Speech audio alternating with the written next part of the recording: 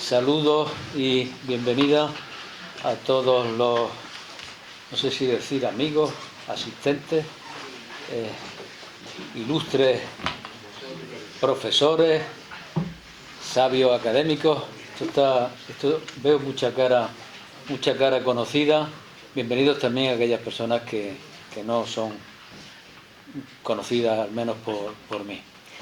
Va a dar comienzo la conferencia que nos va a pronunciar el queridísimo, respetadísimo, ilustrísimo y todos los ísimos que yo pudiera pronunciar, amigo, nuestro decano de la Facultad de Derecho, don José Luis Pérez Serrabona González, sobre un tema de rabiosa actualidad.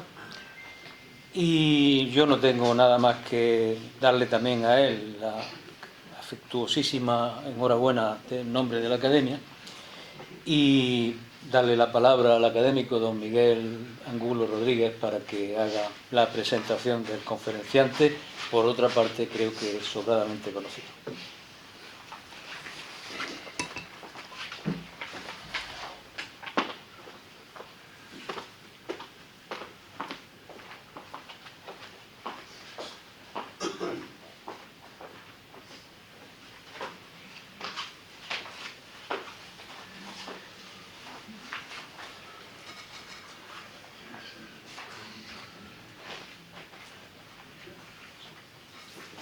Excelentísimo señor presidente, excelentísimas e ilustrísimas autoridades, excelentísimos e ilustrísimos señores académicos, señoras y señores.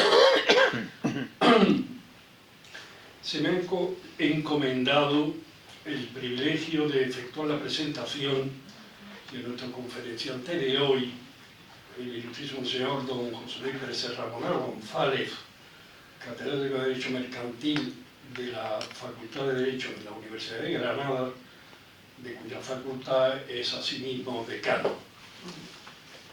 Disertará seguidamente sobre el tema nueva regulación de las modificaciones estructurales en las sociedades mercantiles, la transformación por cambio de tipo social.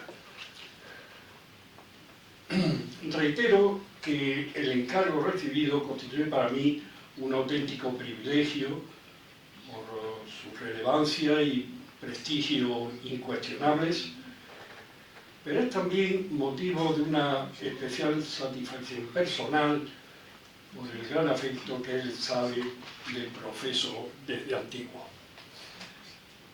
He de comenzar indicando que en puridad el señor Pérez Serrabona González no necesita presentación alguna en esta academia, que 2 años solo después de ser restaurada, concretamente el 5 de abril de 1982, le distinguió ya nombrándole miembro colaborador suyo.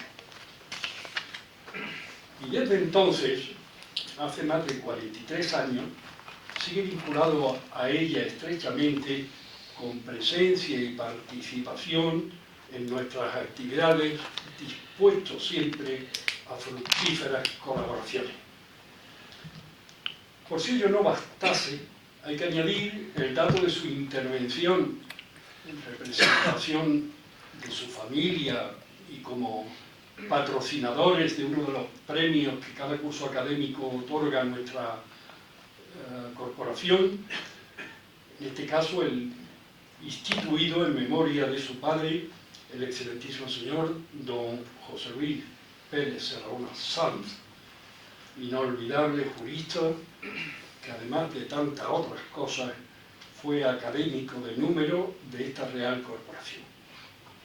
Permítanme que aproveche la oportunidad para rendir aquí y ahora homenaje a su muy destacada personalidad y con ese homenaje el muy afectuoso recuerdo mío a su egregia figura. Sin embargo, nada de lo que he indicado me exime de apuntar siquiera sea sumariamente algunos de los hitos más importantes del denso currículum de nuestro orador. Tras cursar con brillantez sus estudios de licenciatura en Derecho en la Universidad de Granada, se integró en 1979 como profesor ayudante de clases prácticas en la Cátedra de Derecho Mercantil, regentada entonces por el adorado profesor don Miguel Moto Guirao, quien desde aquellos años y al día de hoy ha sido siempre su maestro y su guía. Bajo la dirección de don Miguel, se doctoró con una tesis merecedora en 1988 del premio de nuestra Academia a la mejor tesis doctoral defendida durante el curso anterior en Andalucía Oriental. Más adelante, don José Luis ha sido profesor titular y luego catedrático de Derecho Mercantil, siempre en la Universidad de Granada y siempre de modo exclusivo o a tiempo completo. Esto último no obstó a su incorporación como letrado ejerciente al Colegio de Abogados que nos acoge, nada menos que desde el año 1980, colegiación que persiste al día de hoy. Corona por ahora su carrera con la elección en 2020 como decano de la Facultad de Derecho, en lo que ya se puede calificar como inicio de un periodo especialmente fértil y brillante para esta veterana institución tan querida por quienes nos orgullecemos de haber pertenecido a ella como docentes o discentes.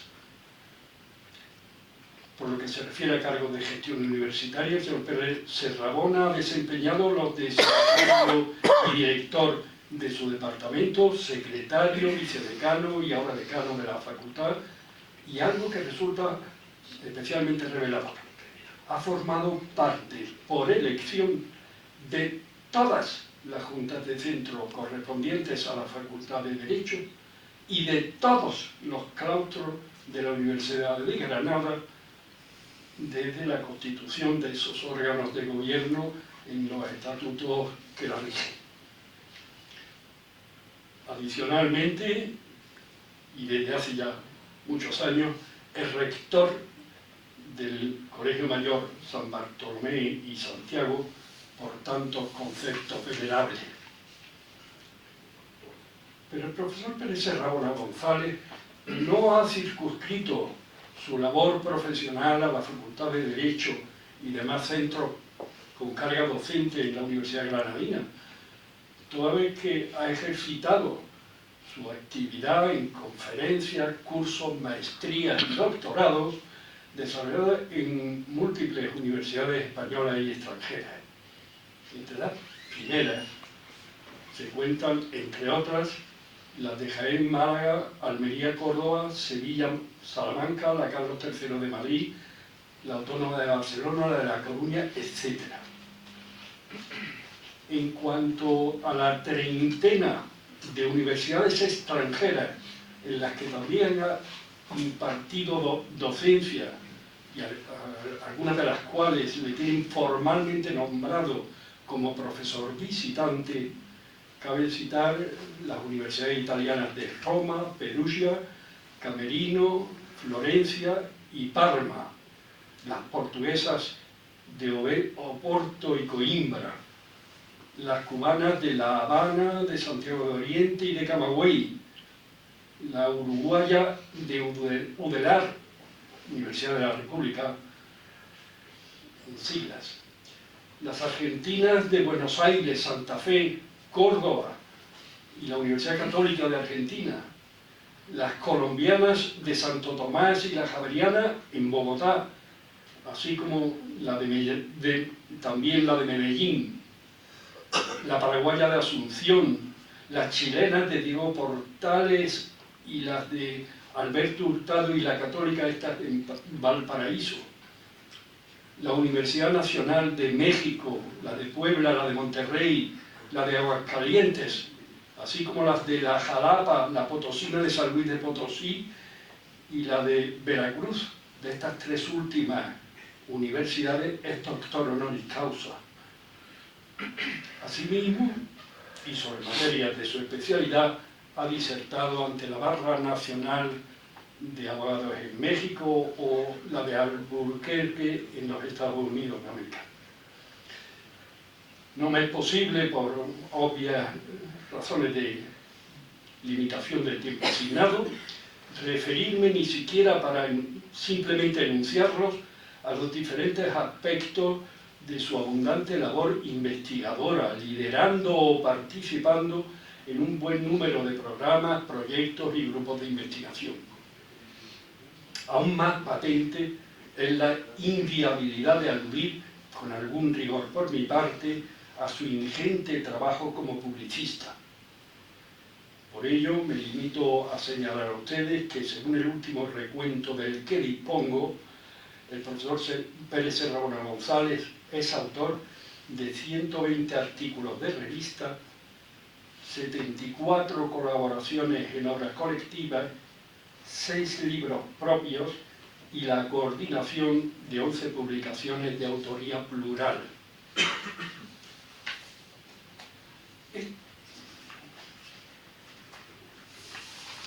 Este apresurado retrato de nuestro conferenciante tiene que completarse necesariamente con una sucinta referencia a su dimensión humana. Es una clase de persona poco frecuente en los tiempos actuales. Hombre de trato exquisito, posee un carácter naturalmente afable y cordial que convierte de modo inmediato y automático en buenos amigos a todos sus conocidos.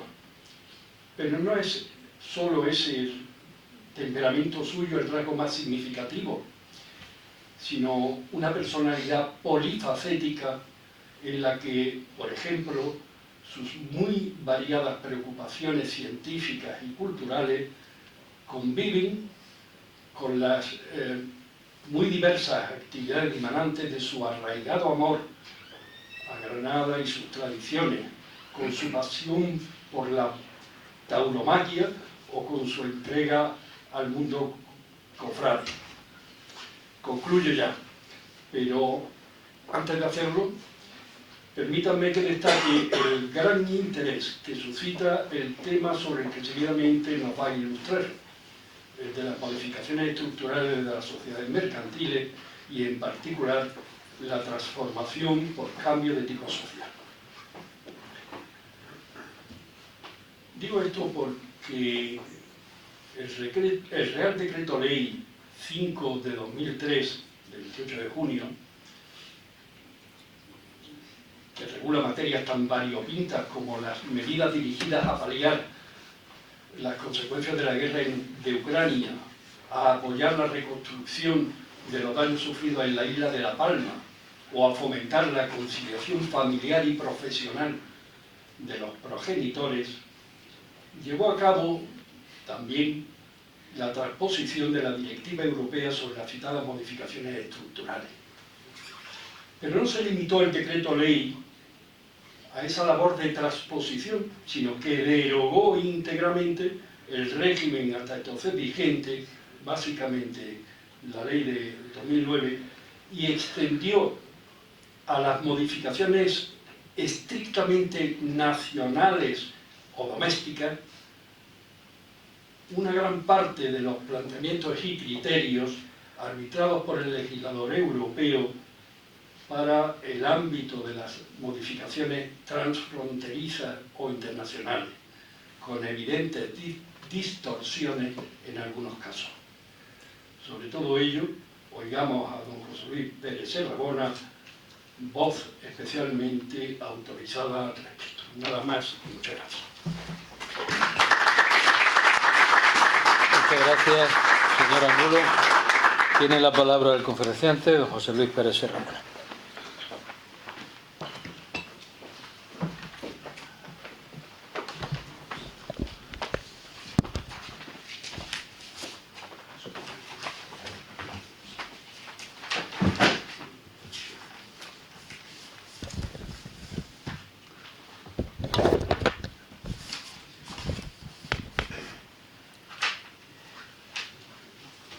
Excelentísimo señor presidente, excelentísimos, ilustrísimos señores, querido decano, decana, queridos amigos.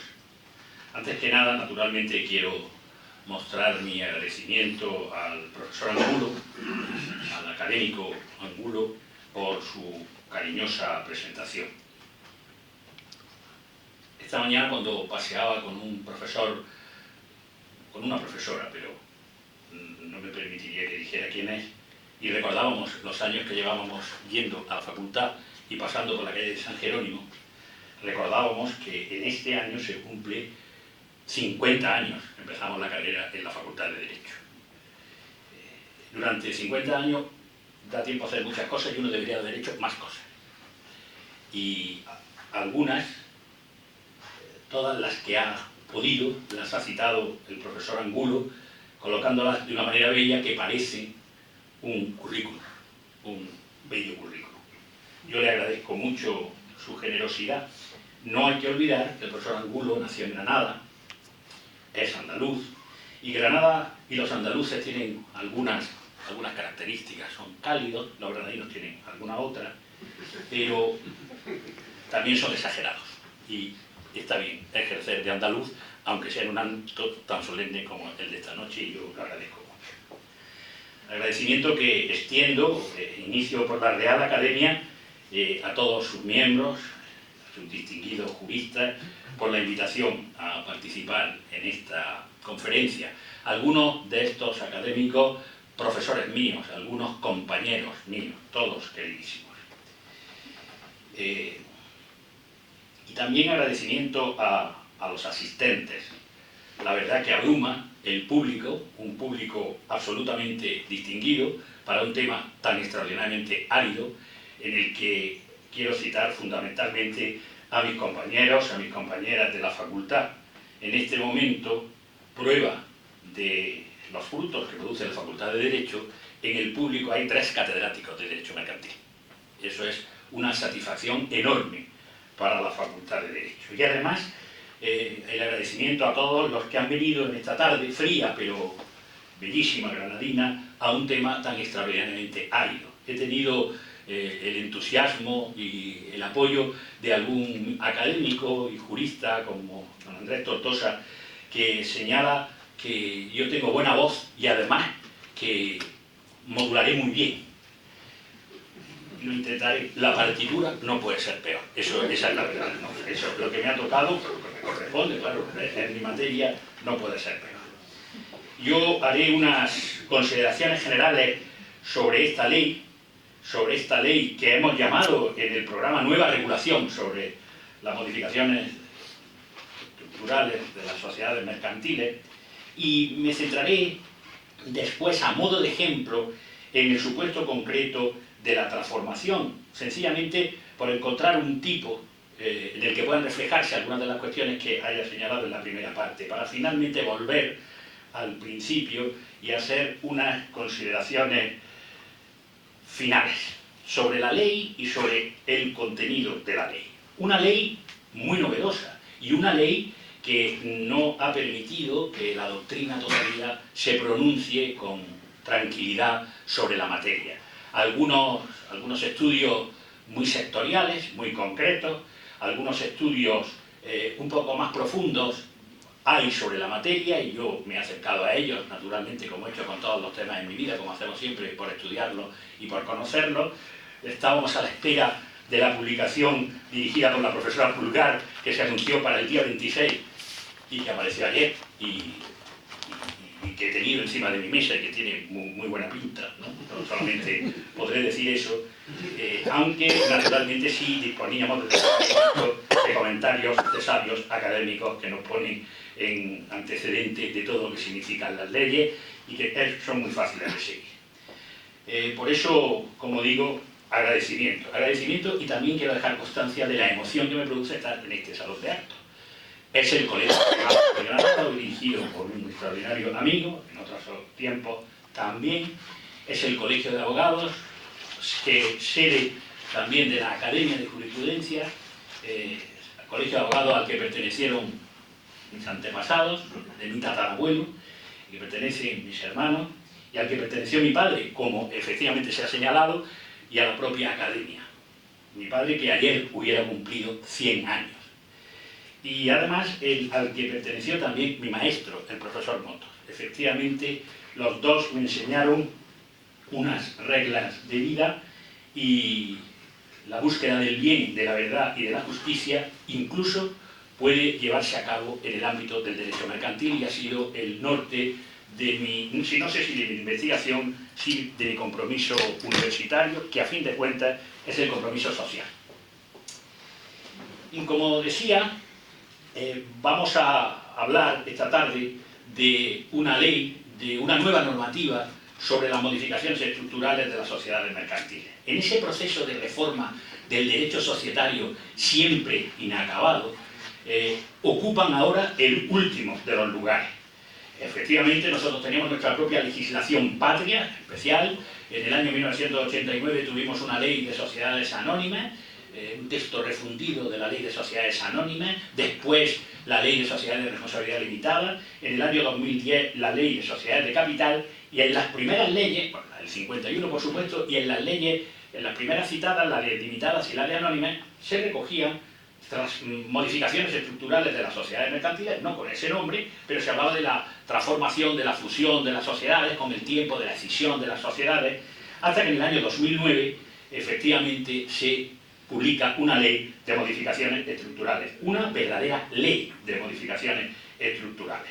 Ley de modificaciones estructurales sobre la que se ha vuelto cuando se estaba redactando el proyecto de ley de sociedades, que todavía no es realidad, y el propio anteproyecto de código mercantil. Ese anteproyecto de código mercantil fracasado porque la doctrina fundamentalmente no se ha puesto de acuerdo en la figura del operador económico y la extensión del derecho mercantil a muchísimos contratos. Y en el año 2009 apareció esa ley. Hoy vamos a hablar de una nueva regulación, porque las sociedades efectivamente pueden modificarse. Las sociedades mercantiles pueden modificarse. Y ha surgido esta nueva ley que el profesor Angulo ha dicho cómo se titula, y que necesariamente tendremos que señalar como Real Decreto Ley 5/2023 de 28 de junio, por el que se adoptan y prorrogan determinadas medidas de respuesta a las consecuencias económicas y sociales de la guerra de Ucrania, de apoyo a la reconstrucción de la isla de Palma y a otras situaciones de vulnerabilidad, de transposición de directivas de la Unión Europea en materia de modificaciones estructurales de sociedades mercantiles y conciliación de la vida familiar y la vida profesional de los progenitores y de los cuidadores, y de ejecución y cumplimiento del derecho de la Unión Europea. Si alguien piensa que cuando haya que referirse a esta ley habrá que hacerlo de otro modo, se equivoca, porque en la ley de sociedades de capital ya se ha incluido esta terminología. Resulta, yo creo que ridículo, iba a decir casi ridículo, cuando por ejemplo en el artículo 346 de las causas de separación de la sociedad se habla de la sustitución o modificación del objeto social, de la prórroga de la sociedad, de la reactivación de la sociedad, de la creación o extinción anticipada de obligaciones, y luego, en los casos de modificaciones, a tenor de la ley, no voy a repetirla porque el tiempo es limitado, pero ese es el nombre que tiene la ley, ese es el nombre que se le ha dado a esa ley. Ley que efectivamente lo que pretende es transponer una directiva, la directiva 19-21, que es el nuevo derecho de la Unión Europea y que también es el nuevo derecho para la nueva realidad europea. Porque hasta casi hace muy poco tiempo las normas nacionales en las que imperaban en materia de modificaciones, y si había excepcionalmente alguna modificación estructural transfronteriza, internacional, pues había que aplicarla de una determinada forma. Hoy día, como se ha señalado recientemente, la centralidad está en la Unión Europea. Y son las normas europeas las que están condicionando incluso la propia modificación estructural interna de la sociedad, interna me refiero nacional de la sociedad. Esta ley tiene una primera parte que son normas comunes que se proponen para todo tipo de modificación, y otra segunda parte para modificaciones estatutarias, unas internas y otras transfronterizas. Y para las transfronterizas, puestos a no dejar nada fuera, las que tienen lugar en el espacio económico europeo y las que tengan lugar con otras sociedades, en relación con otras sociedades o con otros estados que no formen parte del espacio económico europeo. Realmente es complicada la materia que viene a regular. Y es que una sociedad claramente puede modificar su estructura de alguna forma a lo largo de su vida. Esta ley deroga la ley de modificaciones estructurales, se ha dicho, y es una ley, aunque pueda parecer lo contrario, extraordinariamente apresurada. Una muy importante sección de la Comisión General de Codificación estaba elaborando una nueva ley de modificaciones estructurales, pero luego dio la prisa. Y aunque la ley tiene muchos aciertos técnicos, realmente su tramitación ha sido, por lo menos, sorprendente, se ha hecho de un modo, como le decía, precipitado. Es el propio Consejo de Estado el que en su informe dice que va a ser muy difícil poder coordinar unas normas con las otras, y ha merecido, digo, una crítica bondadosa, más que buena, en cuanto a su contenido, pero desde luego en cuanto a la elaboración y a la concordancia de unas partes con otras, ciertamente que no es acertada. En la parte primera de esta ley, que habla de las disposiciones generales, se va a regular cómo se prepara un acuerdo de modificación estructural, cómo se adopta el acuerdo de modificación estructural, cómo se tutela a los socios, a los acreedores y a los trabajadores, que son los destinatarios fundamentales del interés del legislador, y por supuesto cómo se inscribe en el registro mercantil. La parte especial está referida, como decía antes, a las operaciones internas. Ciertamente que ha habido un cambio de denominación en algunas cuestiones que antes se conocían por un nombre y hoy se conocen por otro. El nombre, la fórmula, no creo que muy equívoca, de modificación de una sociedad por traslado del domicilio social al extranjero, que yo creo que es muy ilustrativa, ha sido sustituida por el de transformación transfronteriza. Ciertamente que si se traslada el domicilio social al extranjero hay una transformación de la sociedad y también es transfronteriza si se va al extranjero, lógicamente, pero no es exactamente del acierto de la expresión. Y hay unas normas de las transfronterizas que, como antes decía, llegan a las internas. Por ejemplo, hay una previsión de dos tipos de funciones simplificadas. Por ejemplo, hay una simplificación de los requisitos para la escisión de una sociedad por segregación. Y, por ejemplo, hay una regla de solidaridad en la responsabilidad de los socios beneficiarios por escisión por parte de la escindida o de la segregada. O sea, hay normas que son, como digo, de las transfronterizas que llegan a las puras modificaciones internas. Y hay operaciones puramente transfronterizas que, según la directiva, ese procedimiento para llevar a cabo la modificación es un procedimiento que tiene que tener un aspecto de información a los interesados, esos tres grupos. Luego veremos que quizás pudiera haber alguno más. Después la aprobación y el control previsto, y todo eso se aplica a un proyecto que hay que hacer, un proyecto de modificación.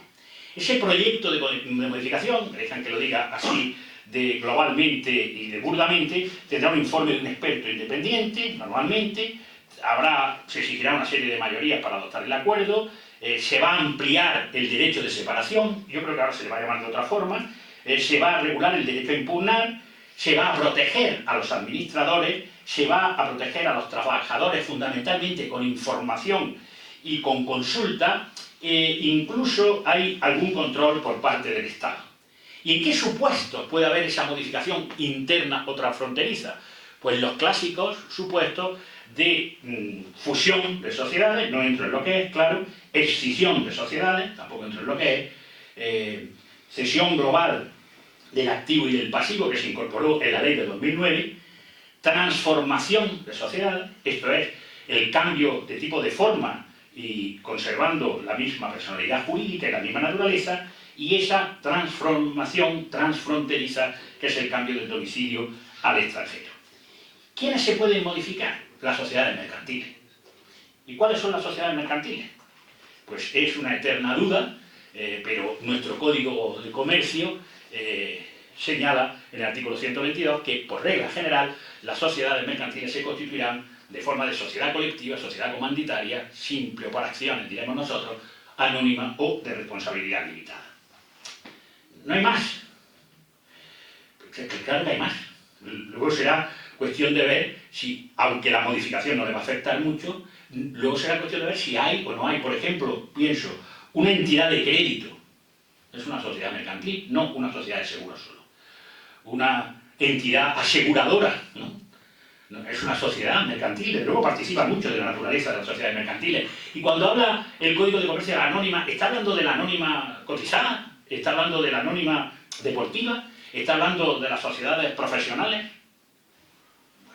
Bueno, las modificaciones afectan a las sociedades mercantiles. Por cierto, aprovecho la oportunidad, porque no sé si viene al caso, para reivindicar el estudio de las figuras del Código de Comercio, que algunos dicen, algunos no me refiero a los estudiantes, que lo entiendo, que no les gusten, sino más consagrados compañeros, que son momias jurídicas, ¿no? ¿Cómo se estudia la sociedad colectiva si no hay ninguna sociedad colectiva en España fundada, si no lo digan los registradores desde hace no sé cuántos años? Yo animo, ¿no? Animo a que se estudien estas momias jurídicas, ¿no? Entre otras cosas, porque la teoría del contrato de sociedad está en el Código de Comercio, exactamente, y porque todas las reglas de la anónima y de la limitada también van a la sociedad colectiva, por ejemplo, en las sociedades en formación, o a las sociedades irregulares, etc. Es igual que cuando se señala que no hay que estudiar la letra de cambio porque ya no existe la letra de cambio en el mercado, ¿no? La letra de cambio está en la ley y además sirve para pensar, que eso es algo verdaderamente emocionante, por lo menos en la universidad, que algunas veces ocurre. Por eso hay que buscar, ¿no? Todas esas figuras y no desdeñarlas. Yo les decía a un profesor de Derecho Constitucional hace unos años, tampoco está el estado de alarma todos los días aplicándose, no se ha aplicado nunca y ahí está en la Constitución y se estudia. Bueno, y bien que se estudia, ¿no? No por los políticos, pero bien que se estudia por los profesionales.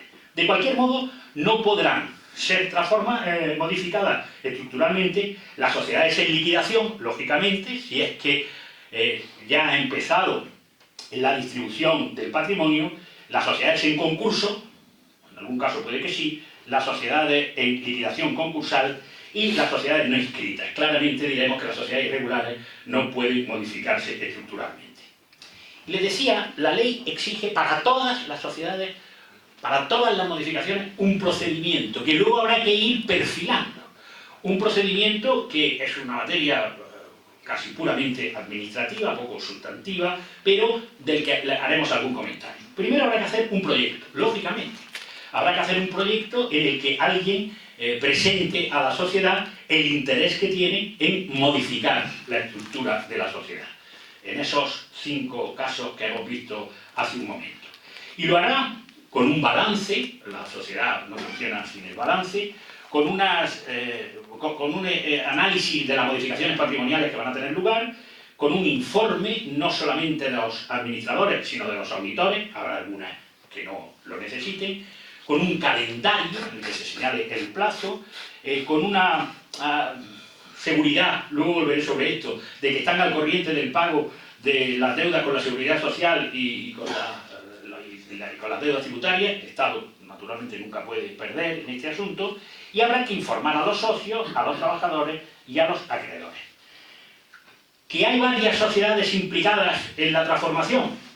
Habrá un proyecto por parte de cada una, aunque el proyecto tiene que ser el mismo, porque todas deben de decir lo mismo, si es que todas van a atender a lo mismo. Claro, un proyecto de fusión hará falta 2 proyectos que serán el mismo para las 2 sociedades, pero aprobados por sus respectivos órganos.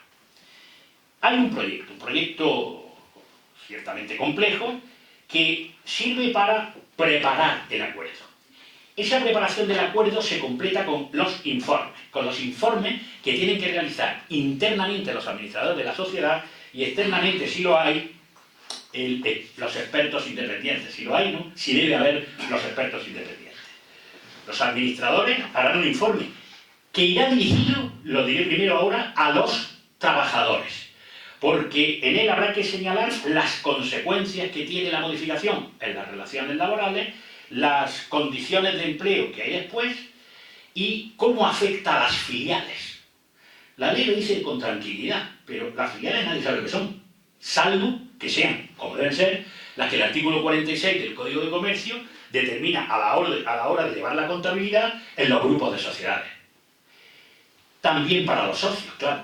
para los socios habrá que indicarles si tienen una compensación en efectivo o no, si hay un tipo de canje concreto, cuál ha sido el criterio que se ha seguido para buscar ese tipo de canje, qué impacto de género tiene la modificación. Imagínense que la modificación consiste en fusionarse con una sociedad de otro país, de otro estado, con otro ordenamiento jurídico en el que el género se haya impregnado mal la legislación y tenga, por ejemplo, los órganos de administración una estructura diferente a la que tiene, en cuanto a género, con otros ordenamientos. También la sostenibilidad, cómo afecta a la sostenibilidad, cuestión que no puede faltar, claro, en ninguna norma. No se sabe muy bien lo que es. En materia de sociedades quizás sí, pero no se sabe muy bien lo que es. Estamos a la espera de una obra que se publique y nos aclare. Y los derechos que tienen los socios y las vías de recurso. Eso lo dicen los administradores, interesados, claro, en la propuesta de modificación que seguramente están proponiendo incluso ellos mismos. El experto independiente, nombrado por el registrador mercantil, lo que hará es opinar de nuevo sobre si el tipo de canje que se ha previsto es el adecuado, si la metodología que se ha seguido para la valoración es adecuada o no, también hay unos criterios correctores, si habrá un informe sobre el capital aportado a la sociedad, sobre las garantías a terceros y frente a la insuficiencia del patrimonio respecto del capital social o suficiencia del patrimonio respecto del capital social que recogía la ley de 2009, la suficiencia del capital social aportado. Ya no se hace alusión, con buen criterio, al patrimonio. Y esos informes hay que difundirlos. Los informes se hacen para que se conozcan. Y por eso el mecanismo de publicidad es llevarlo a la página web de la sociedad, al registro mercantil de forma telemática y también a la sociedad. De modo que en la sociedad la Junta tomará nota, dice la ley, tampoco es muy rigurosa, tomará nota de estos informes y de la opinión que tengan los socios, los trabajadores y los acreedores. El alcance de tomar nota habrá que determinarlo, tampoco hay jurisprudencia sobre la materia. Y finalmente habrá que aprobar el acuerdo. Y la aprobación del acuerdo pues se lleva a cabo, como en las grandes solemnidades, la Junta General de Accionistas, la Junta General de Socios de las sociedades de capital, me estoy refiriendo ahora mismo, pues con esas mayorías que se exigen, que son un tanto complejas, ¿no? Es decir, como recuerdan, en primera convocatoria tiene que estar presente el 50% del capital social con derecho a voto en las sociedades anónimas, en segunda convocatoria basta con que esté el 25%, pero en determinados acuerdos, los de modificación estatutaria y los de modificación estructural, si no se alcanza el 50%, no bastará con la mayoría del 25%, sino 2/3. Si uno hace una cuenta y hay 40% en primera convocatoria, en una Junta General de Accionistas, y hay que pasar a la segunda convocatoria y se va a adoptar un acuerdo de este calibre, es muchísimo mejor buscar 10 accionistas, o sea, accionistas que representen el 10%, porque se puede adoptar el acuerdo con el 26%. Mientras que de la otra forma, si fuera el 40, habría que adoptarlo con el 38, con el 37, ¿no? Bueno, exactamente igual que dice la ley española, para las modificaciones de gran interés, pues ocurre en la anónima y en la limitada, digo, con otras proporciones distintas. También puede la Junta Universal acordarlo. La Junta Universal, por cierto, se piensa muchas veces en la ley, en esta ley, que vamos a llamar ley de modificaciones estructurales, se piensa muchas veces que puede hacerlo por unanimidad. Y eso va a facilitar mucho todo el procedimiento. Finalmente, habrá que publicar el acuerdo que se haya adoptado en la web y por supuesto, en el boletín, publicarlo en el boletín oficial del registro mercantil. ¿Y cómo se protege? Porque todo este procedimiento tan complejo no es por complicar el asunto, sino para que se logren los objetivos de proteger a quienes hemos señalado. Se protege a los socios. Claro, se protege naturalmente a los socios señalando el derecho de separación que tienen los socios, como recuerdan, el derecho de separación que tienen los socios disconformes, que no han votado a favor, al que voy a referir con un poco más de detalle en el supuesto concreto, que se completa, digo, con un nuevo, que es el de transmitir las acciones o participaciones a cambio de una compensación económica. siempre que han votado en contra, naturalmente. Los socios en la transformación, depende del tipo de transformación, tienen unos derechos u otros. Las fusiones por absorción, uno, en el caso de que las sociedades vayan a quedar sometidas a una ley extranjera, también tienen ese derecho de separarse, y también hay unos derechos para los titulares especiales, de derechos especiales. La separación, el derecho ese de separación, se tenía contra la propia sociedad, se tiene contra la propia sociedad, y se debe de ejecutar antes de la modificación estructural, antes de que llegue a cabo efectivamente la modificación estructural. Ahora, los socios que no quieran someterse, ahora veremos en qué forma, avisarán dentro de los 20 días siguientes por correo electrónico y en 2 meses se les abonará la cantidad que se haya pensado, que se haya convenido. Como digo, precisaré un poco más en materia de transformación. A los acreedores se les protege, pero ya no hay sistema de oposición. Siempre que no se opongan los acreedores. Aquí ya existe el derecho a oponerse de los acreedores. Fuera útil o no, era un derecho que tenían, ahora se ha sustituido por un sistema de garantías. Los disconformes podrán exigir alguna garantía si sus créditos nacieron con anterioridad a la presentación del proyecto y no han vencido en ese momento, y notifican su disconformidad a la sociedad y se requiere a la sociedad para que preste una determinada garantía, que si no las presta la garantía se puede pedir al juez de lo mercantil o al tribunal arbitral, porque se ha dado entrada de lleno a una realidad que son los tribunales arbitrales. El acreedor debe demostrar que la satisfacción de su derecho está en riesgo, tiene que demostrarlo él, y que la garantía que se le ha prestado no es adecuada para poder reclamar de esta forma. ¿Qué ocurrirá con los obligacionistas? Porque los obligacionistas en las sociedades que pueden emitir obligaciones son acreedores. Son unos acreedores con algún tipo de privilegio y ese privilegio, bueno, vamos a entender que antes de proceder a la modificación, no es exacto, tendrán que convertir o amortizar las obligaciones. Para los trabajadores, pues no hay específicamente una regla, aunque, como sí les decía antes, hay alguna previsión. En el proyecto se señala que deben incluirse las consecuencias para el empleo. ¿Qué consecuencias habrá para el empleo? Y en el informe de los administradores al que he aludido hay una parte específica que se señala en la estructura del informe, debe de ir dirigida a los trabajadores.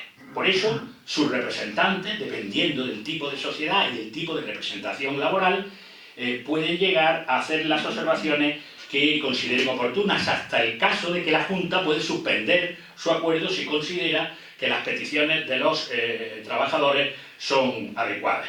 Deja abierto ahí la ley un camino que yo no he logrado entender, sin perjuicio de los derechos de información y consulta de los trabajadores previstos en la ley laboral, ¿no? Esta ley tiene más que la ley laboral. Completado todo este procedimiento largo y con grandes dificultades, el registrador inscribirá y desde ese momento la modificación será eficaz. Ciertamente, a la escritura y se inscribirá. Ciertamente que una vez inscrita la sociedad no puede haber nulidad. Una vez inscrita la sociedad podrá haber acciones resarcitorias, podrán ejercerse acciones penales, podrán ejercerse cualquier acción que le permita la regulación tributaria, pero no va a perder su validez, no va a perder la naturaleza, el acuerdo que se ha adoptado. Se mantiene, claro, la exigencia de la escritura pública con inscripción constitutiva en el registro mercantil, como antes decía, y claro, esto no va a impedir que alguien pueda impugnar, pero hay que decirle que corra, ¿no? Debe de correr y debe de llegar al registrador a pedir a advertir sobre una inscripción que puede ser inadecuada, porque una vez que se ha escrito, como digo, no cabe declarar la nulidad. Entiendo que el registro mercantil efectivamente cuando vea algunas peticiones, el registrador, cuando vea algunas peticiones, algunas solicitudes de algunas personas interesadas señalando lo inadecuado del acuerdo y anunciando que van a presentar algún tipo de demanda, con aquellas anotaciones preventivas, no inscribirá, pero tampoco está claro que tenga que hacerlo efectivamente así. Ese es todo el mecanismo. ¿Y cómo lo podemos concretar en un tipo concreto que es el de la transformación? Podríamos haber elegido otro, pero era más difícil para mí, por eso he elegido este, ¿no? El de la transformación por cambio de tipo social. El cambio de tipo social, no me atrevo a decir aquí que una cosa que hice hace 3 días, una persona física puede transformarse en un género distinto, con un procedimiento sencillísimo. Una persona jurídica también. Y esa transformación mantiene su naturaleza, mantiene su personalidad jurídica, pero es otro tipo, diferente, que funciona de otro tipo diferente. Es un operador económico diferente, que tiene una estructura interna diferente y que toma sus acuerdos de forma diferente. Entre otras cosas porque, claro, tampoco se puede olvidar el contrato de sociedad por el cual 2 o más personas, la sociedad es un contrato, eso no hay que olvidarlo. Es verdad que deviene en una persona jurídica, que deviene en un aspecto institucional y que si son 2 es un contrato y si es 1, pues nos parece también que es un contrato, es un negocio jurídico que crea la sociedad. Bien, pues esa sociedad puede cambiar su forma en otro tipo social por acuerdo de la Junta General, como hemos visto, manteniendo la personalidad jurídica. Claro, una de las cosas que podría hacer la sociedad es disolverse y crearse de nuevo. Pero esta es la ventaja de la transformación. No tiene que disolverse y se transforma en otra. ¿Por qué se transforma en otra? Se transforma en otra no por capricho, que también puede ser, pero se transforma en otra por necesidades económicas o circunstanciales o por necesidades jurídicas. Hay ocasiones en que ahora cada vez menos, en que con un capital no puedes mantener una forma social y puedes, por lo tanto, transformar. La transformación es una modificación estatutaria. Una modificación estatutaria como cualquier otra. Está más solemne y con muchas más consecuencias. Pero todas las reglas de las modificaciones estatutarias hay que aplicárselas. Y es una modificación en la que la sociedad continúa y sigue siendo titular de los derechos adquiridos y de las obligaciones contraídas. Porque la sociedad transformada sigue teniendo sus deudas y sigue teniendo sus derechos. Y tiene que cumplir con las obligaciones que tenga pendientes. Porque sencillamente no hay un cambio de sujeto. Algunos tratadistas muy antiguos decían que esto era una pura ficción. ¿Es que no es una ficción que 2 o más personas constituyan una sociedad? ¿O no es una ficción que una persona constituya una sociedad? Constituye una sociedad, yo, de socio único, y yo tomo las decisiones, tengo que llevarlas a un libro de Junta General de Socios, cosa un poco absurda, y respondo con mi patrimonio empresarial, que exclusivamente que no es mío, es el de la sociedad. Bien, pues no hay un cambio de sujeto y queda inalterado, por lo tanto, el centro de imputación de los derechos y de las obligaciones. Por supuesto que cuando se acuerde una transformación habrá un cambio en la gestión de la sociedad. Sin duda. Puede que haya un cambio en la estructura. Puede que haya un cambio en el régimen de responsabilidad. Una sociedad personalista puede transformarse en una sociedad capitalista. Lo deseará.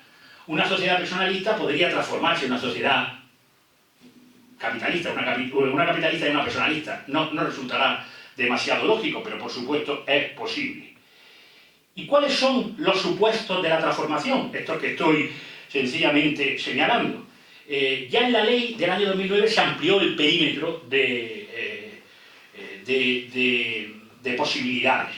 No se llegó, en el año 2009, ni se ha llegado ahora, porque ahora es idéntico al año 2009, a lo que ha ocurrido en otros ordenamientos jurídicos, por ejemplo en Italia, que no está en contra de la directiva, lógicamente, y que ya en Italia hace bastante más tiempo, en el año 2008, ya se modificó el Código Civil para que una sociedad mercantil, una sociedad, pudiera transformarse en asociación, pudiera transformarse en fundación, pudiera transformarse en sociedad cooperativa, pudiera transformarse en comunidad de empresas. Figuras que existen en el mercado español, pero que no ha querido la ley ni la directiva incidir sobre ello y en España ha quedado fuera. Bueno, les decía que ya en la ley de modificaciones estructurales se había ampliado el perímetro, en la ley del 95, o sea, el catálogo de las sociedades anónimas de modificación era limitado, en la ley del 95 se amplía, y llega ahora las nuevas posibilidades de transformarse una sociedad. Una sociedad mercantil, no se nos olvide que antes hemos dudado de cuáles podían ser, inscrita, puede convertirse, transformarse en cualquier otro tipo de sociedad mercantil. Una sociedad mercantil, inscrita, siempre hablo en el registro, puede transformarse en una agrupación de interés económico, en una agrupación europea de interés económico, y una agrupación europea de interés económico en una sociedad mercantil. Una sociedad civil puede transformarse en cualquier tipo de sociedad mercantil, en cualquier tipo también en colectiva, y ahí sin ninguna dificultad. Una sociedad anónima puede transformarse en una sociedad anónima europea. De nuevo, esta terminología, la sociedad anónima europea no es una sociedad anónima europea, ¿no?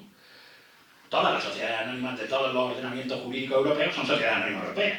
Pero no hubo que buscarle un nombre específico a una sociedad con participación de los trabajadores y que fuera el resultado de unir dos sociedades anónimas o más, o holding, etcétera, que llamarlo Sociedad Anónima Europea, que por abreviarlo, o por, yo creo que por aclararnos, nos dijo la Unión Europea que se llamaría Societas Europeas, digo en latín, ¿no? Otra vez a la directiva. Y en España se incorporó a la ley española, y hoy existen Sociedades Anónimas Europeas española, Sociedad Anónima Europea italiana, Sociedad Anónima Europea, etc. Bueno, pues una sociedad anónima se puede transformar en Sociedad Anónima Europea, o viceversa. Una sociedad cooperativa se puede transformar en sociedad mercantil y viceversa, y una sociedad cooperativa se puede transformar en una sociedad cooperativa europea y viceversa. O sea, hay 6 modalidades que multiplicadas por alguna de sus especialidades nos dan mucho más. No se contempla una sociedad mercantil en una sociedad civil.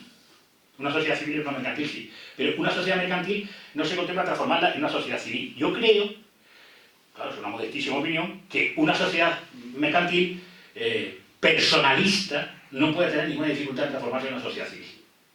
Ninguna, ¿no? Aunque la ley no lo haya previsto. Y un comentario, ¿no? Un comentario.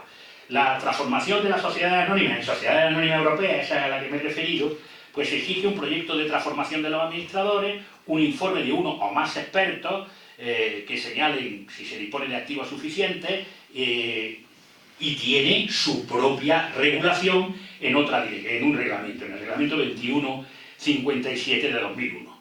Y la transformación a la que me he referido de sociedades mercantiles en sociedades cooperativas, llamadas transformaciones mixtas, claramente se resuelve que la cooperativa no es mercantil, es posible si se cambia el domicilio social al extranjero.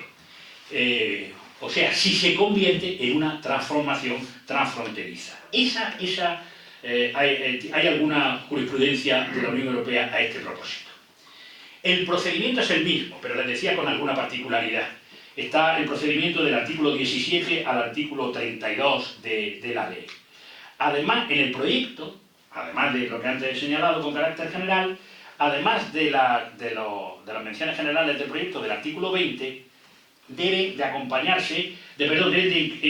incluirse los datos identificativos de la sociedad, claro, el proyecto de escritura y de estatutos y de pactos que se hayan realizado, y el informe sobre las modificaciones, tanto relativas al activo o al pasivo, que haya habido desde que se hizo la propuesta hasta que se adopta la decisión, el balance cerrado y el informe de los auditores. Pero ahí se acompaña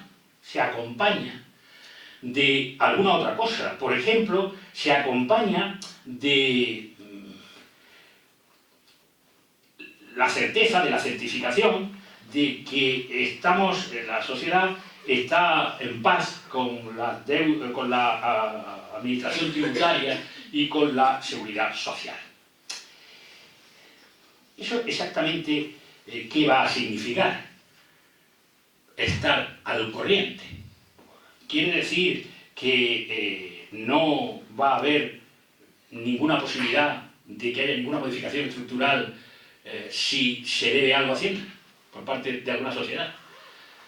si se debe algo a Hacienda que no ha prescrito todavía, si Hacienda consintiera o no consintiera, no voy a entrar en esa materia que ha sido desarrollada con precisión, con detalle, con exactitud absoluta, señalando todas las posibilidades, señalando los tipos de certificados que había que llegar, el certificado de la agencia tributaria, el certificado provincial, el certificado local, etcétera, por el académico García Valdecasas. Los académicos son sabios, no hay duda. El académico García Valdecasas es mucho más sabio.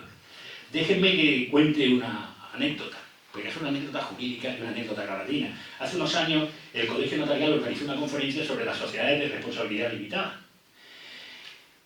Acababa de aprobarse la ley de sociedades de responsabilidad limitada y se discutía en aquel momento y en la sala, eran los señores notarios los que estaban, si lo que estaba diciendo el atrevido conferenciante sería realidad, podría ser real o no, que una sociedad de responsabilidad limitada tuviera participaciones iguales de valor pero de distintos derechos.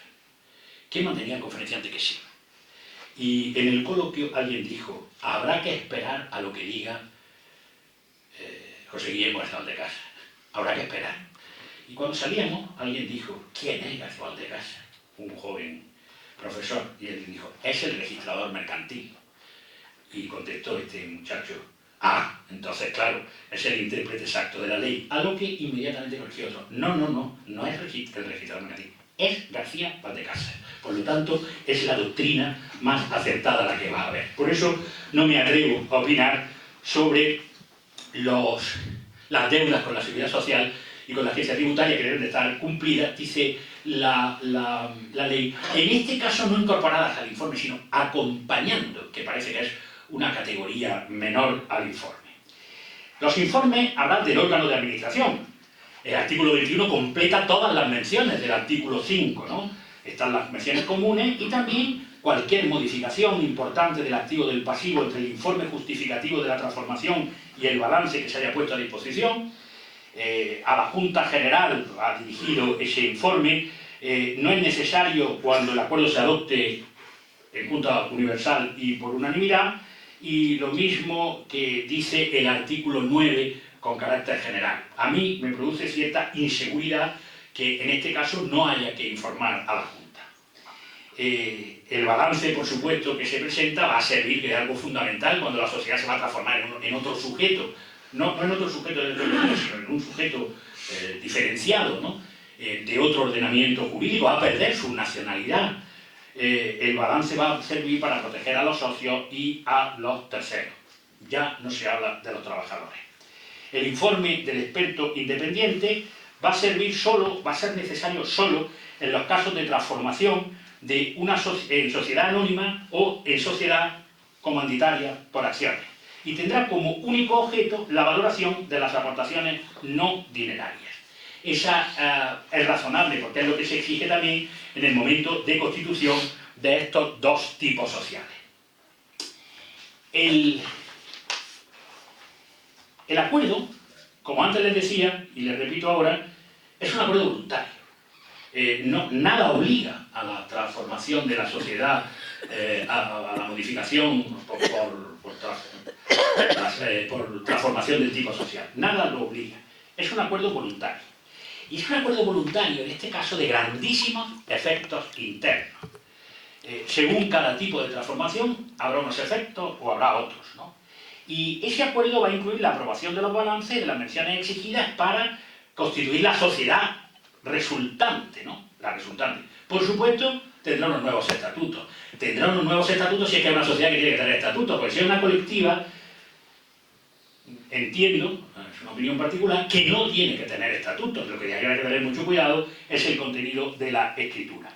Y ya que estamos, me permito decir, también podrá ir acompañada de la modificación del objeto, de la modificación del domicilio o de cualquier otra modificación. Cuando se está haciendo una transformación del tipo social, también se puede transformar. No es raro que se modifique el objeto y ya estamos en un tipo de transformación, en un tipo de modificación estatutaria solemne, pero distinto al de la pura modificación estructural. ¿Cómo se adopta el acuerdo? Antes lo he señalado, con las mayorías reforzadas. no entro de nuevo en esas mayorías. En la colectiva se señala la ley que se requiere el voto unánime. Yo creo que es la primera vez que se vota en la colectiva. Es la primera vez. Y luego es de las pocas veces que se habla en un sistema democrático, el sistema de votación es democrático, de la unanimidad, que repugna un poco a la democracia, exigir la unanimidad. No es eso, no es eso. Son los socios que llegan a un pacto distinto al que tenían. Evidentemente, si uno de los socios no quiere modificar el contenido de la escritura o no quiere modificar el tipo de sociedad, sencillamente no se puede hacer. O quizás se le pueda permitir no a que se separe de la sociedad, no el derecho de separación, sino a que rompa el vínculo y haya una ruptura parcial del vínculo y se le permita que quede la sociedad distinta. Esta absolutamente distinta, porque los socios son distintos y una sociedad colectiva es una sociedad en la que lo que interesa es la cualidad del socio. Por cierto también que ocurrirá con un socio industrial, ¿no? ¿Qué ocurrirá si hay una sociedad con un socio industrial? Que habrá que compensarle. Si una sociedad colectiva en la que hay un socio industrial que no tiene aportación ninguna de capital se transforma en una sociedad anónima, el socio industrial que llega no sabe exactamente con qué llega. Desde luego llega sin haber hecho aportación, pero habrá que compensarle de algún modo. Se publica en el boletín oficial del registro mercantil y en uno de los diarios de mayor circulación, o se permite la comunicación directa, personal, a cada uno de los socios y a cada uno de los titulares de derechos especiales. No se le comunica a los acreedores y no se les comunica en este caso porque es inútil, porque no pueden oponerse, ¿no? Porque no pueden oponerse. No podrá tener lugar en el mes siguiente a la publicación en el boletín oficial del registro mercantil, una vez transcurrido, ya no podrán oponerse a ese acuerdo, sin embargo, los titulares de los derechos especiales distintos de acciones, participaciones o cuotas. Ellos sí tienen la posibilidad de oponerse.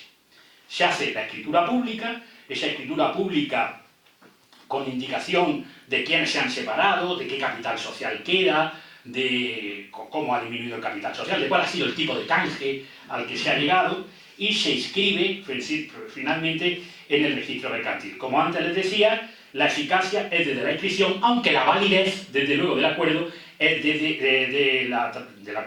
que se adoptó. Se puede impugnar demandando en el plazo de 3 meses. En las transformaciones internas, las españolas, no son aplicables las garantías comunes sobre esa protección a los acreedores. ¿Y cómo se protege a los socios? Antes se protegía a los socios con el llamado derecho de separación del accionista. Ese derecho de separación del accionista era el gran derecho del socio. Una sociedad anónima te permite formar parte de ella y si quieres marcharte de la sociedad, lo que puedes hacer, marcharte es una manera de hablar inadecuada, es vender tu acción. Vender tu acción en el mercado, vender tu acción o tu participación en la forma que señala para ese tipo social la ley de sociedades de capital y antiguamente la ley de sociedades de responsabilidad limitada. Pero se instituyó un nuevo sistema, que era el derecho a separarse. A determinados socios que no están de acuerdo con el acuerdo, valga la redundancia, se les permite separarse de la sociedad.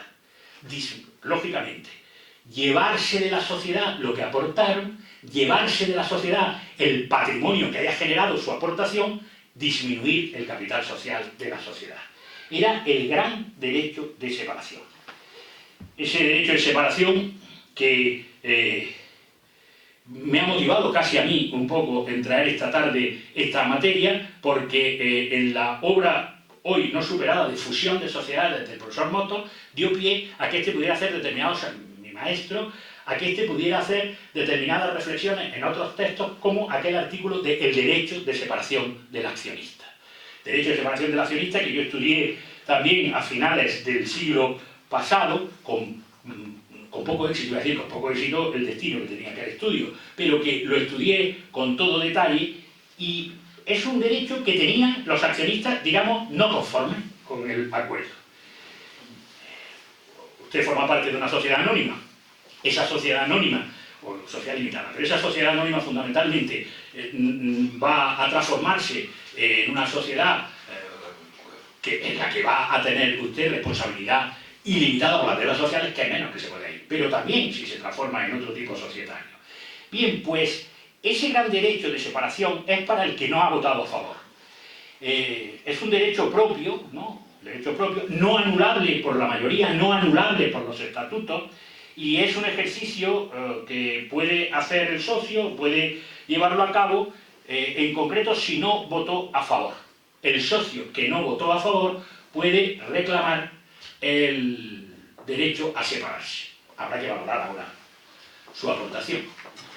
Pero en esta hay otra posibilidad de ejercer el derecho que es todo lo contrario, es el derecho automático, el ejercicio automático de ese derecho. Porque hay determinadas transformaciones, por ejemplo, una transformación en la que lo que asumes es una responsabilidad ilimitada por las deudas sociales, en el otro caso una transformación en una colectiva, de una sociedad, en una colectiva, ¿no? El ejemplo más extraño, en una anónima, pues tiene el derecho de separación, ¿no? Una anónima tiene el derecho de separación, pero una sociedad en la que vas a adquirir un tipo de responsabilidad mayor que el que tenías, en ese caso existe ese derecho ejercido de modo automático. Esto es, si no has votado a favor, quedas separado de la sociedad, salvo que te adhieras. El derecho está enunciado justamente al contrario, ¿no? Al contrario. En un caso tienes que decir quiero irme y en otro caso tienes que decir quiero quedarme. Hay que valorar la aportación que has hecho, lo que te corresponde, el quantum que te corresponde del patrimonio de la sociedad, desde luego del capital social. La ley de sociedades anónimas y la ley de sociedades de responsabilidad limitada decía equivocadamente que si no se ponían de acuerdo socios y sociedad, que son los que tenían que poner de acuerdo, en el valor real, habría que llamar a un experto. Pero en el real no te puedes poner de acuerdo. Nos hemos acostumbrado a decir cosas que damos por buenas, ¿no? Vamos a ponernos de acuerdo en que si esta sala tiene 19 cuadros de señores decanos o 35. No, de acuerdo no nos podemos poner, ¿no? De la realidad. La realidad no se pone de acuerdo. Hubo algunas peticiones, yo hice también la mía, y fue sustituido la expresión valor real por valor razonable. Pero no estaba así en la ley. Ahora, por supuesto, se contempla el valor razonable. Es que a mí me puede convenir que me den menos de lo que me corresponde para irme de la sociedad. Es que, déjenme que lo diga así, a la sociedad le puede convenir darle un poco más a este socio para que se vaya ya de la sociedad. Entonces, existe esa posibilidad. Los efectos del valor razonable van, por supuesto, que se fije, van, por supuesto, a influir luego en la vida de la sociedad. Ahora se conserva ese derecho de separación. Pero se ha añadido otro para los socios y titulares de acciones y participaciones sin voto, que quizá no sea un nuevo derecho. Porque se señala que esos socios disconformes pueden enajenar sus acciones a la sociedad, a otros socios o a terceros que le va a señalar la sociedad, que le va a proponer la sociedad, a cambio de una compensación efectiva, adecuada. Si tú quieres vender tus acciones, la sociedad te dice me las puedes vender a mí, porque estás inconforme, se las puedes vender a otro socio o se las puedes vender a un tercero, ciertamente que no es exactamente el derecho de separación, pero los efectos son los mismos. Y además tenemos que ponernos, tú me tienes que decir, sociedad, cuál es el valor que quieres. Estos deben de comunicar que quieren enajenar a la sociedad en un plazo de 20 días. Si no están de acuerdo con lo que le ha fijado la sociedad, van al juzgado de lo mercantil o al tribunal arbitral, como antes decía. Y los que asuman responsabilidad personal, automáticamente van a quedar separados, antes los decíamos, aquí no cabe ese acuerdo de enajenar las acciones. Que por cierto, el silencio del accionista tiene un efecto diferente si se trata, en un caso, de adherirse o no adherirse. Si te callas, quedas fuera; si te callas, quedas dentro de la sociedad. Realmente, quizás sea una cuestión puramente teórica, pero ese derecho a enajenar es un derecho distinto al derecho de separación. Bueno, alguna sutileza nos podría llevar a decir que sí, pero en realidad prácticamente es lo mismo. Si se oponen los titulares de derechos especiales, no puede haber transformación transfronteriza, pero sí puede haber una transformación interna. Los efectos adoptados del acuerdo es el mantenimiento de la personalidad jurídica, el no derecho de oposición de los acreedores, el que los poderes que se han conferido se continúen vigentes, el que no es necesario nombrar a los mismos administradores, pero se puede nombrar perfectamente a los mismos administradores para la sociedad con su nuevo tipo, porque es la misma sociedad, y tiene que haber una invariabilidad de la participación. El acuerdo no puede modificar la participación que se tenga en el capital social y, en consecuencia, la participación que se tenga en los órganos de decisión, en la Junta General de Accionistas o de Socios de la sociedad transformada, con la particularidad que antes hacía del socio industrial. En cuanto a la responsabilidad, habrá algunos supuestos, por lo menos teóricos, yo creo que no se harán en la práctica, de quienes asumen una responsabilidad ilimitada, una anónima que quiere convertirse en colectiva, y así lo deciden sus socios en un momento malo, no cabe duda, ¿no? Pues quienes asuman esa responsabilidad ilimitada también lo van a hacer por la deuda anteriores a la transformación. O que no voten o que se adhieran, es lo que habría que decirles a esos socios, a los que no quieran tener esa responsabilidad. Y quienes asuman una responsabilidad limitada, una sociedad personalista, una sociedad civil, se transforma en una sociedad de capital. Quienes asuman esa responsabilidad limitada tienen una responsabilidad ilimitada por las deudas anteriores, salvo que los acreedores consientan expresamente.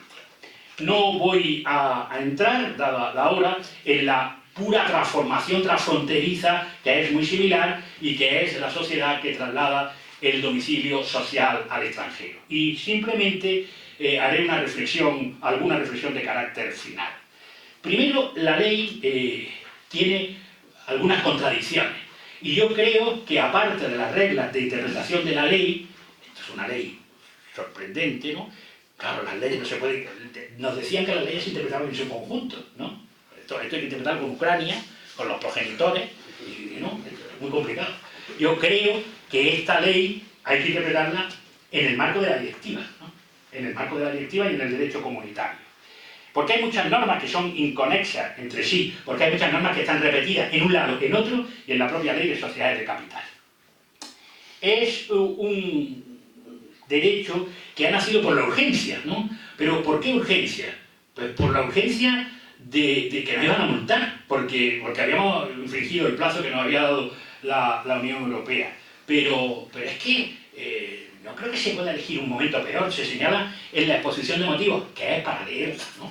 La exposición de motivos yo no sé bien nunca para lo que son. Yo creo que la exposición de motivos se hace para los legisladores, para que se enteren, ¿no? No para el público. Pero bueno, como está publicada en el boletín, será para el público también. Y yo digo, aquí se señala que es que estábamos en un momento de urgencia porque estaba convocada unas elecciones. Y que además la COVID nos había tenido a todos entristecidos, tal, que es verdad, ¿no? Pero si es que durante la COVID se dictó la ley concursal. Sí, estaban aburridos y lo hicieron, ¿no? No había la urgencia para hacer esto de la forma que se ha hecho. Esto es no tener en cuenta lo que habían redactado verdaderamente la Comisión General de Codificación. Hay mejoras técnicas en la regulación. Se distinguen disposiciones comunes de disposiciones que no son comunes. El informe del órgano de administración está más detallado que con anterioridad. La Junta no puede hacer variaciones la Junta puede hacer variaciones en el proyecto. Antes no podía. Estaba maniatada, o aprobada o no, pero ahora puede hacer. Es el órgano absolutamente decisivo.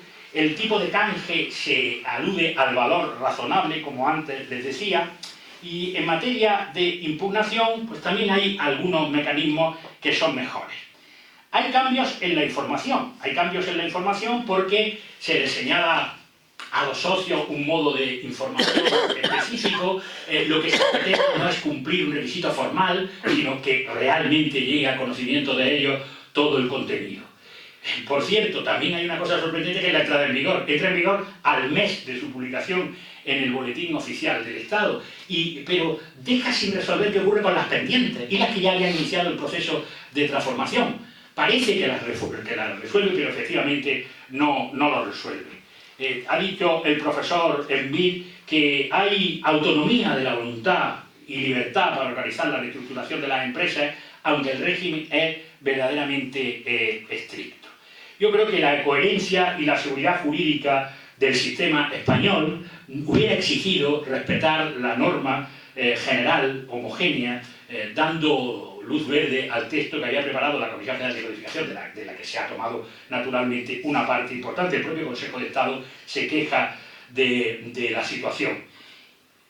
El papel del experto independiente es importante, claro, cuando existe. La protección de los socios se consolida, la protección de los acreedores se consolida, la protección, porque su oposición no va a paralizar de cualquier modo el sistema de transformación, de modificación, y hay algunas cuestiones que a lo mejor se le ha olvidado.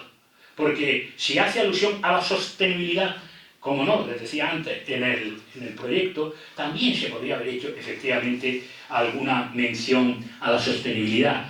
Una disposición legal precipitada igualmente dice que puede haber unas sociedades que sean de interés económico, de interés colectivo, que son aquellas en las que en el objeto social, aparte del objeto social, que por supuesto lo que quiere es beneficiar a los accionistas, el interés social va a ser fundamentalmente el interés de los accionistas, van buscando también el interés de la colectividad local, van buscando el interés del medio ambiente, son de la sostenibilidad. Esas sociedades que están simplemente enunciadas, están simplemente advertidas en una norma y que no se sabe bien cómo van a desarrollarse en España, si van a tener unos incentivos fiscales, si van a tener una tutela del Estado. Podría, bueno, si se trata de una modificación estatutaria, el convertirla en ese tipo social, parece que efectivamente es un subtipo de la anónima o de la limitada. Eso se le ha olvidado al legislador. De cualquier modo, esa sociedad es particularmente atractiva. Si alguien quiere saber más, está aquí el señor García Valdecasas. Muchas gracias por su atención y por su paciencia.